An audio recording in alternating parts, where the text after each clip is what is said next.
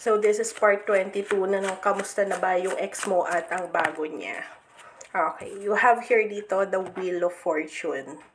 Actually, aware naman yung ex mo na kinakarma siya or nagkaroon siya ng karma. Now guys, kung naniniwala talaga kayo sa karma, isahayaan nyo na lang kung ano ba yung magiging karma niya. Actually, karma serves as a lesson or consequences ng mga nagawa ng isang tao. Kasi alam nyo guys, itong card na to, parang binibigyan niya ako ng vibes na mas isipin ninyo or mas pasalamatan ninyo na nakawala kayo sa sitwasyon na hindi nyo deserve. So by looking on this card guys, yung person na to is ikaw.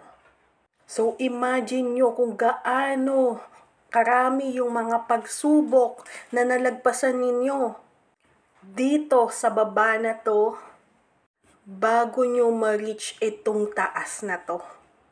For some of you, imagine nyo na nakawala na kayo dun sa toxic cycle or sa relationship na habang tumatagal ay nagiging toxic na. I understand your feelings guys kung gaano naging kasakit or kahirap sa inyo yung nangyari sa inyo ng ex ninyo. Pero this card is reminding you guys na imbes na nakafocus kayo sa karma or magiging karma ng ex ninyo, is mas mag-focus kayo sa kung ano yung natutunan nyo sa sitwasyon na yan. At mas buksan ninyo yung isipan ninyo sa magandang nangyari. Simula nung nakawala kayo or pinalaya ninyo yung sarili ninyo sa relasyon nyo ng animal na yan. Saka for others of you guys, yung ex nyo na yan is siya talaga yung malas sa buhay ninyo. Kaya for some of you is kahit anong pagsusumikap ninyo is parang ang hirap. Dahil dyan sa ex ninyong pabigat or pumipigil sa progress ninyo. At para dun sa bago niya or sa susunod niyang karelasyon, ay yan din yung isipin niya na akala niya swerte-swerte niya sa ex mo.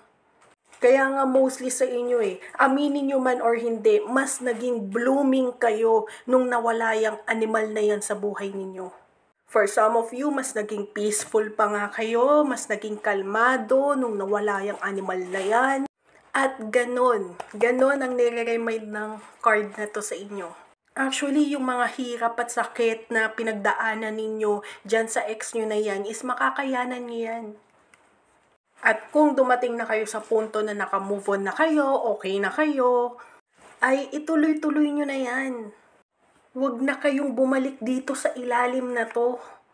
Na kung saan is nandiyan yung ex ninyo. Yung ex ninyo na nagbigay lang ng hirap, na nagbigay lang ng sakit sa inyo, at hindi kayo sinamahan sa mga matitinding pagsubok na naranasan ninyo. For some of you, during ng relationship nyo, ng ex ninyo, mas binigyan mo pa nga ng focus yung ex mo na yan kaysa sa sarili mo.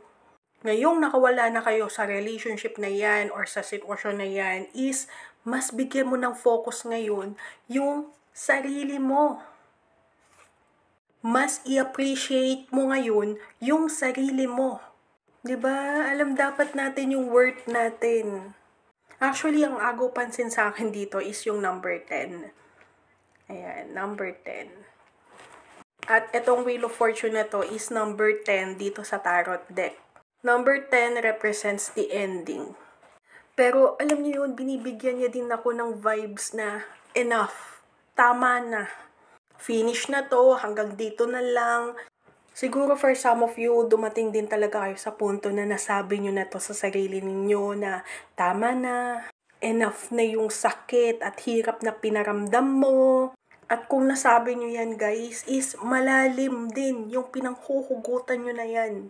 Hindi mo din kasi yan nasabi dahil sa mga maliliit na dahilan lang. Alam ko na malaki ang hugot nyo dun. But anyway, tuloy natin to sa part 23. Gusto nyo pa ba?